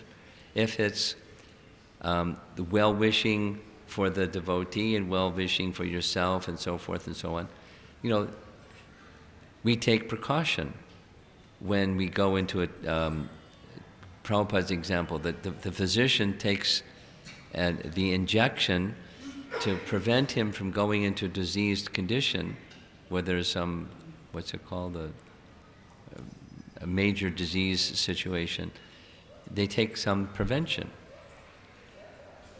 So is there disrespect or is there respect for that devotee? And I may or may not be in a position to go to that devotee and speak to that devotee, appreciation, room for improvement, appreciation. I may not have that relationship with that devotee.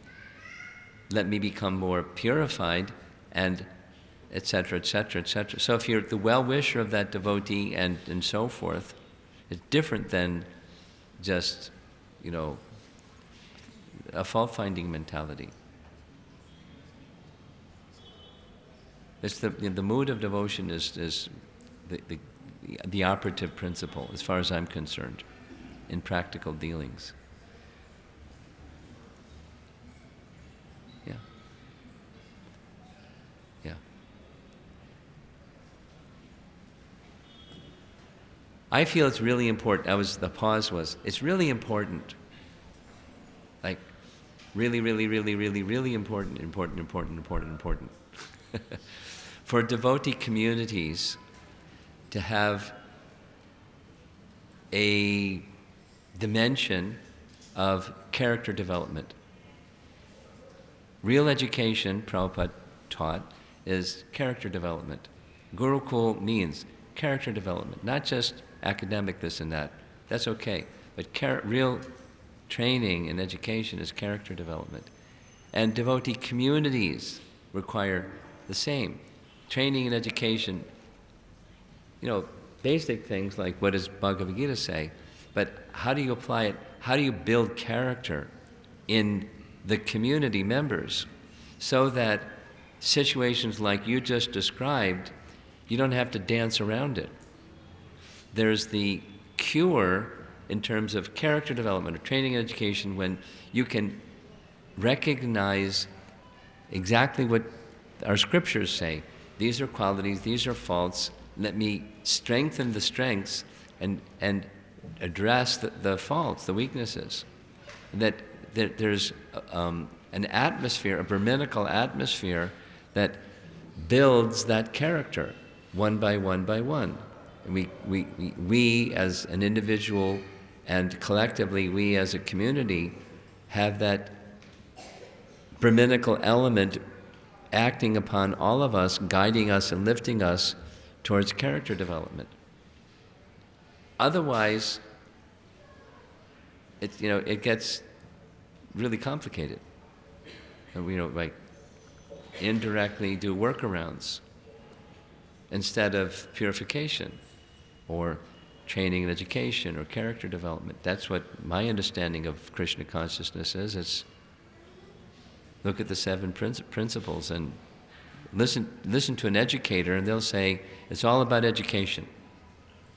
In one sense, it is, because that's what Krishna. So, what does education mean? Character development. Then we all coming with stuff. There's attraction for Krishna, and there's other stuff too. And what to do about that other stuff? Well, we need training and we need devotional service. We need deity worship. We need kirtan. We need training and education.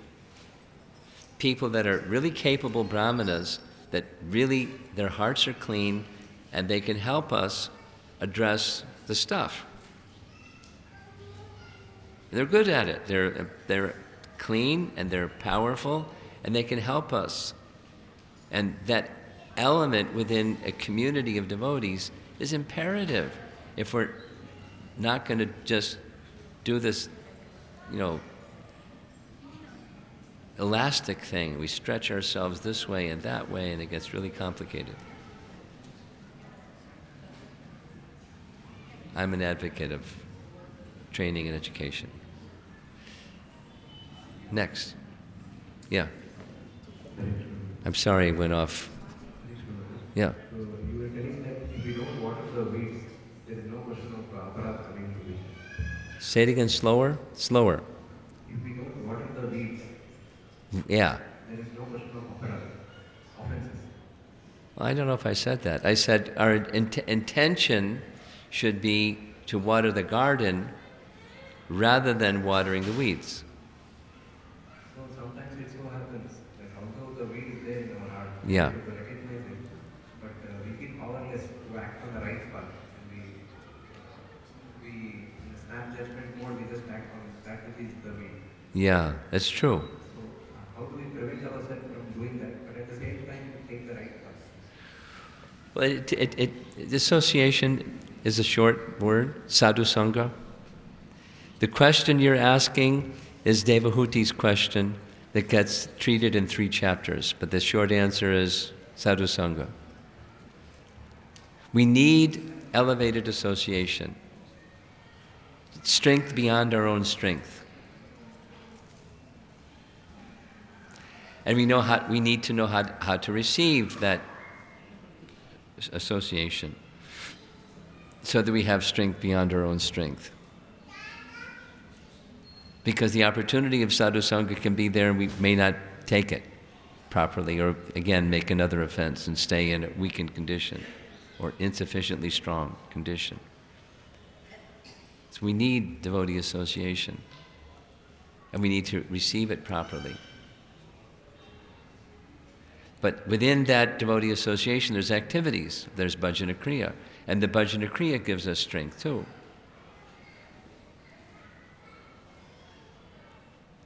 Hearing and discussing Srimad Bhagavatam. Kathayantas chamam nityam tushanti cha ramanti cha, for example. So that's what devotees do when they come together. And that gives us strength beyond our own strength. But it's in the association of devotees, the activities of devotion together. And then, it requires a very strong commitment. Because without the commitment to do what we know, it's not going to happen anyways. So that's another. Re-examine the level of commitment that I've made. And try to strengthen that. And be very clear and specific about the commitment. Take help from others.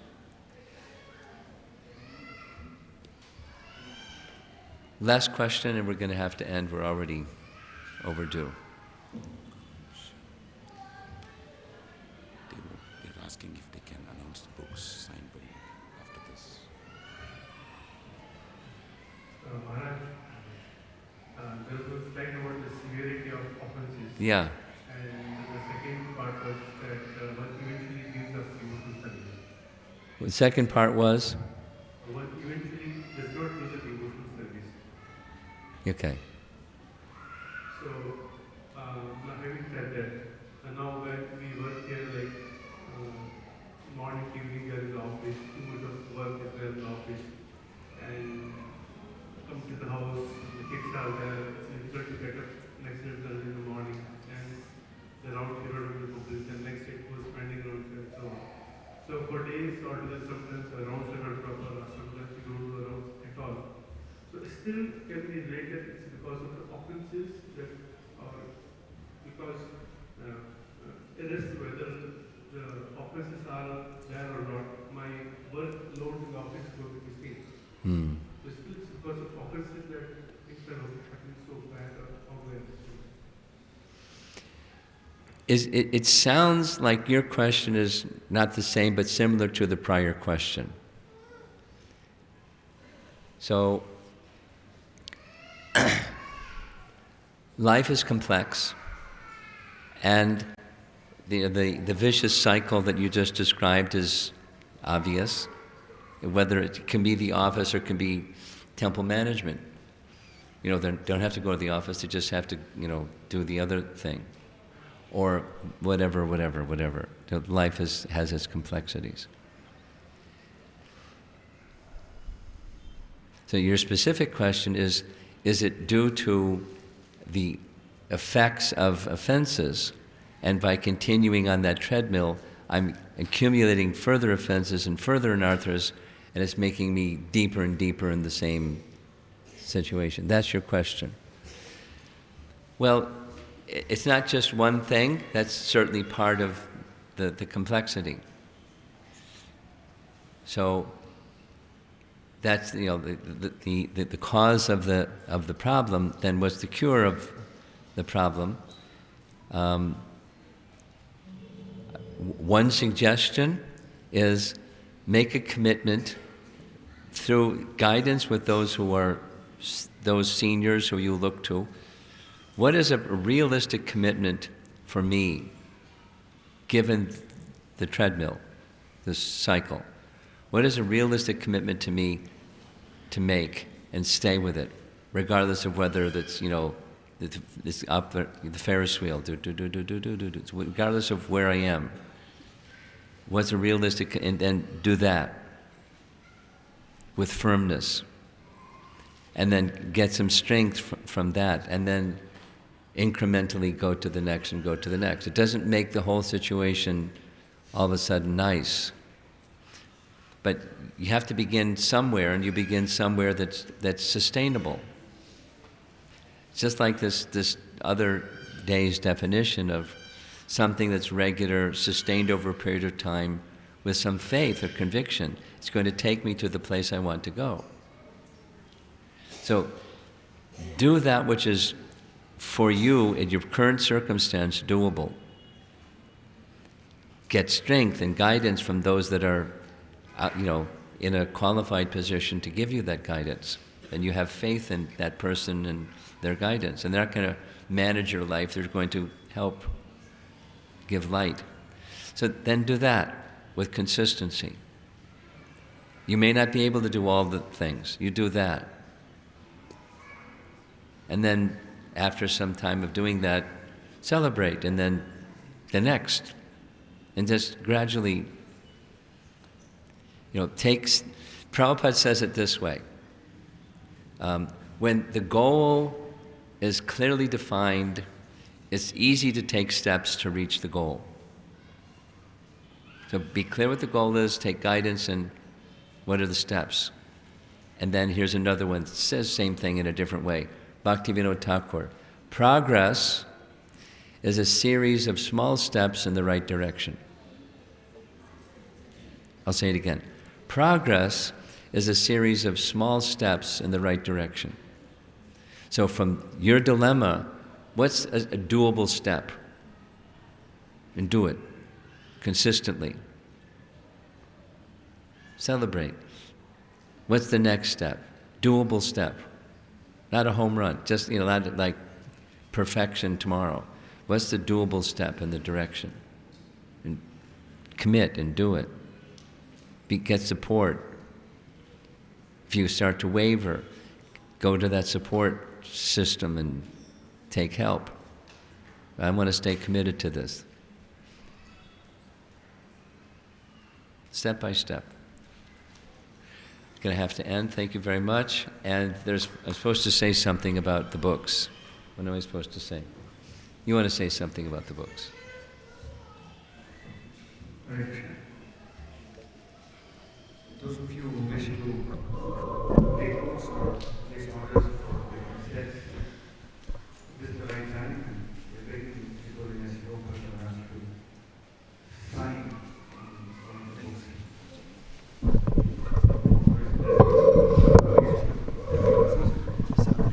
This is the right time to do so.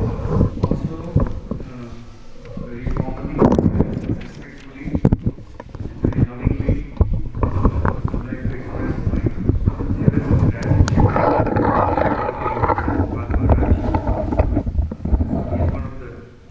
leading lights of worldwide ISKCON movement. He served as the chairman of the GBC, Governing Body Commission. It's been a very hectic, very busy timeline, schedule. Visits many countries in the world regularly, year after year. He's been preaching in Singapore, China, different parts of the United States, India, so on. We're extremely blessed and fortunate that somehow or mystically, by the grace of Giridhari, Bangalore sometimes pops up its itinerary. So very, very, very grateful to him for continuing to shower his association and mercy upon all the devotees here.